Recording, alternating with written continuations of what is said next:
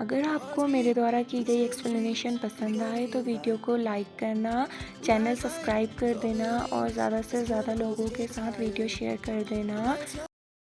Episode की शुरुआत में हमें जिन के डैड का ऑफिस दिखाया जाता है, जहाँ पर जिन के डैड उसे सुना रहे थे कि इलेक्शन आने वाला है और तुम इस तरह की हरकतें कर रहे हो, तुम्हारी वजह से मेरी रेपुटेशन पर क्या असर पड़ेगा, तुमने कभी सोचा भी है। और ये कहकर वह गुस्से से उठते हैं और बोलते हैं, मैंने तुमसे कहा था कि मेरी फैमिली की वजह से मेरे काम में बिल्कुल भी कोई असर नहीं पड़ना चाहिए, लेकिन तुम लोग कभी सुनते नहीं हो और अब तुम कहीं नहीं जाओगे और अब से मेरी परमिशन के बिना तुम अपना फ़ोन भी यूज़ नहीं कर सकते, मुझे दे दो। जो कहकर जिन कहता है, अगर मैं कहीं पर कार से ठुक जाऊँ तो उसमें मेरी गलती नहीं बल्कि ड्राइवर की गलती होगी ना। तो इसी तरह हम लोग सिर्फ बीच पे खेलने के लिए गए थे, वहाँ डेड बॉडी मिल गई, वो सिर्फ हमारा एक बैड लक था, में हमारी कोई गलती नहीं थी।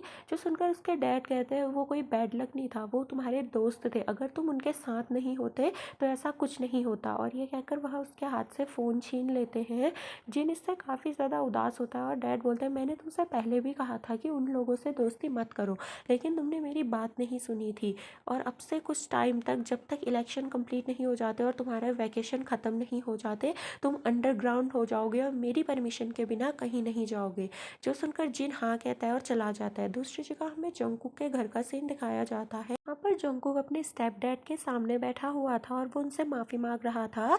जो सुनकर उसके स्टेप डैड बोलते हैं, मैंने तुम्हारे बड़े भाई से सुना है कि तुम्हारे दोस्तों में से एक के ऊपर इल्ज़ाम है कि उसने अपनी मॉम को मारा हुआ है। जो सुनकर जंगकुक कहता है, नहीं ऐसा कुछ भी नहीं है।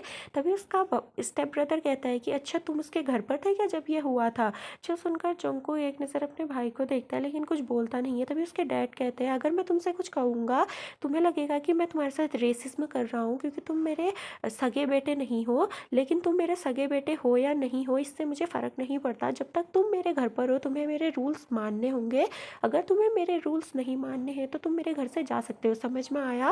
और ये कहकर वो गुस्से से वहाँ से चले जाते हैं। उसके बाद छत का सीन दिखाया जाता है, जहाँ पर वो अकेला फिर से उस सीलिंग पर बैठा हुआ था। तभी उसका स्टेप ब्रदर आता है और बोलता है, क्या हुआ, तुम हमेशा एक अटेंशन सीकर रहे हो, तुम हमेशा दूसरों का ध्यान अपने ऊपर खींचते रहते हो, इसलिए तुम इस तरीके का बिहेव करते हो, तुम एक साइको हो।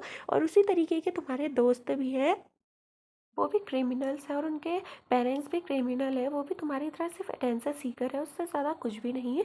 उसकी बातों को सुनकर जंगकुक हंसने लगता है और वो बोलता है, तुम हंस क्यों रहे हो, तुम्हें ये सब फनी लग रहा है, तुम खुद को समझते क्या हो, मैं तुम्हें देखकर पागल हो रहा हूँ। तभी जंगकुक उसके करीब जाता है और बोलता है, क्या करना चाहते हो, मुझे फेंकना चाहते हो, फेंक दो, डोंट वरी, मुझे पता है कि तुम्हारे डैड वैसे भी मुझे कभी लाइक नहीं करने वाले, लेकिन उसके बाद भी तुम इतने ज़्यादा इनसिक्योर हो क्यों, क्योंकि तुम्हें लगता है कि जैसे मेरी मॉम ने तुम्हें रिप्लेस कर दिया, मैं भी तुम्हें कहीं रिप्लेस ना कर दूँ, इसलिए तुम इतने डरे रहते हो और तुम क्या करना चाहते हो, मुझे फेंकना चाहते हो। और ये कहकर वो खुद ही पीछे को गिर जाता है, लेकिन उसका स्टेप ब्रदर उसे पकड़ लेता है। पर जंगकुक कहता है, छोड़ो ना, मैं इन सब चीज़ों को और नहीं देखना चाहता, छोड़ दो मुझे। लेकिन वो छोड़ता नहीं है बल्कि उसे नीचे उतार देता है और फिर गुस्से से एक पंच मार देता है। वहीं फिर हमें दूसरी जगह वी के डैड का सीन दिखाया जाता है, जहाँ पर कि वह पुलिस स्टेशन में भाग कर आ रहे थे और अब काफ़ी रात हो चुकी थी। वी अपने डैड को देख रहा था और बाकी दोनों सो चुके थे। वहीं इंस्पेक्टर्स के डैड से पूछताछ कर रहे थे कि वो कल आपके ही घर पर दिखा हुआ था और आप लोग एक ही स्कॉलरशिप फंड में भी थे ना। जो सुनकर उसके डैड कहते हैं, हाँ। उनसे पूछा जाता है कि क्या वो लोग एक दूसरे के साथ कांटेक्ट में थे, तो वो कहते हैं नहीं, वो उसने मेरे घर पर अचानक से ही आ गया और उसने मुझे बताया कि वो एक साइकेट्रिस्ट पेशेंट है और वो आजकल अपना इलाज करा रहा है। और उसके बाद वो घर का सीन याद करने लगते हैं, जहाँ पर कि वो आदमी जो कि मर चुका है वो कॉफ़ी पी रहा था और उन्हें देखते हुए वह काफ़ी बातें कर रहा था और बोलता है कि मैं बहुत जल्द ही बीच में मरने वाला हूँ। जो सुनकर उसके डर हल्के से मुस्कुराते हैं। तभी वो आदमी कहता है, लेकिन मैं एक बार नहीं बल्कि बार बार मरने वाला हूँ। वहीं उसके बाद हमें दूसरी जगह वो फोटो दिखाई जाती है जिसे कि शुगा देख रहा था। फोटो में वो सभी इंसान थे जो उस स्कॉलरशिप में थे। उसके बाद हमें दूसरी जगह का सीन दिखाया जाता है जहाँ पर आरएम था और वहाँ पर एक दूसरा आदमी बैनर लगा रहा था जिसमें कि वो रीडेवलपमेंट के लिए अपोज कर रहे थे, क्योंकि वो अगर रीडेवलपमेंट इस जगह पर होगा तो वो सब बेघर हो जाएंगे। तभी वो आदमी आरएम को सुनाता है और बोलता है, आखिर तुम कर क्या रहे हो और ये गाड़ी किसकी और यहाँ पे कब से खड़ी है, तुम मुझे कब बताने वाले थे। जो सुनकर आरएम कहता है कि मैं इस कार को खुद ही टो करने वाला था।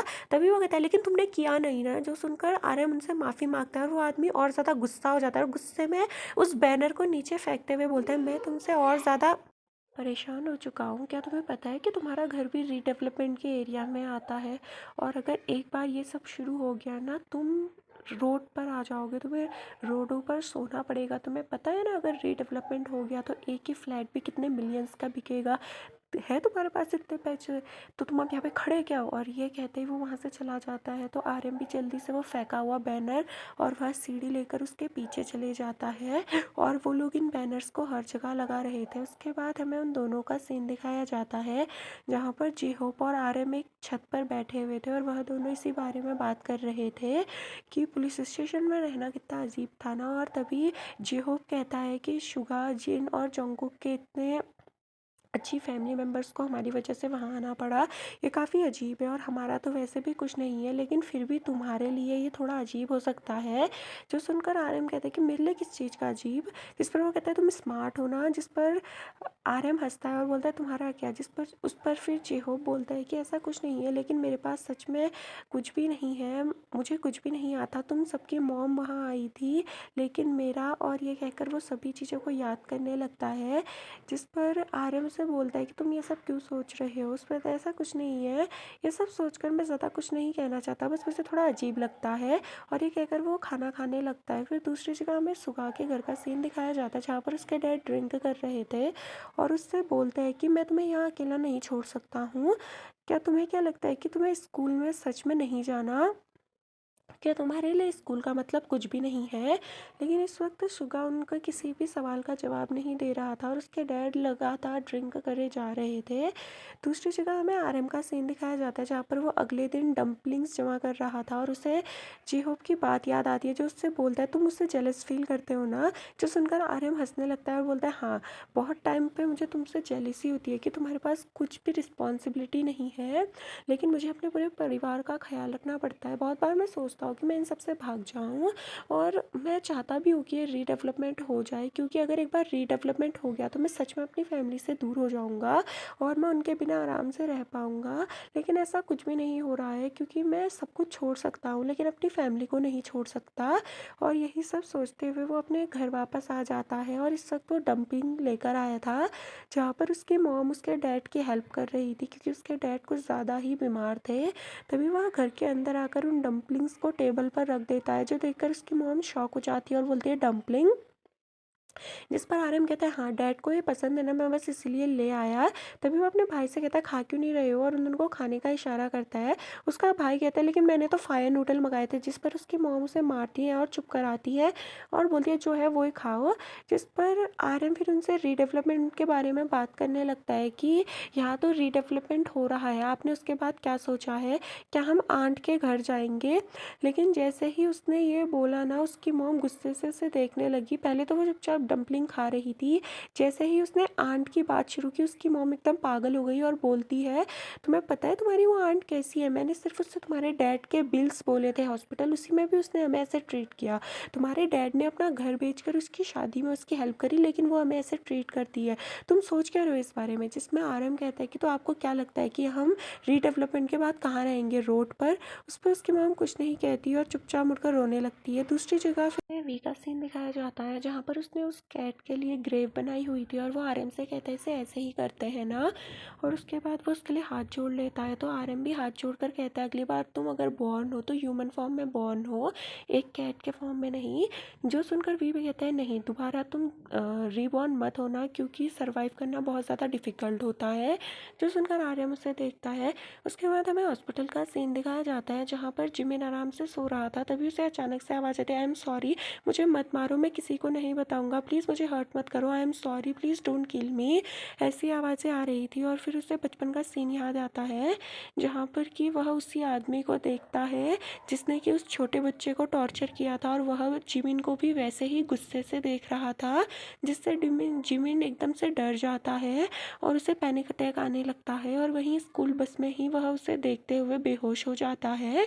और उसके बाद ये सीन यहीं पर कट हो जाता है और हमें फिर से हॉस्पिटल का सीन दिखाया जाता है, जहाँ पर अब जिमिन को आवाज़ आना बंद हो गई थी, इसलिए वह अपना सर कंबल से बाहर निकालता है और देखता है तो उसे वहाँ कोई भी नहीं दिखता, इसीलिए वह बहुत हिम्मत कर कर अपने बेड से नीचे उतरता है और धीरे से अपने हॉस्पिटल रूम से बाहर आता है। जैसे जैसे वो आगे को बढ़ रहा था, उसे वहाँ किसी के चीखने चिल्लाने की आवाज़ आ रही थी, जिसे सुनकर वह डरते हुए उस ओर बढ़ने लगता है।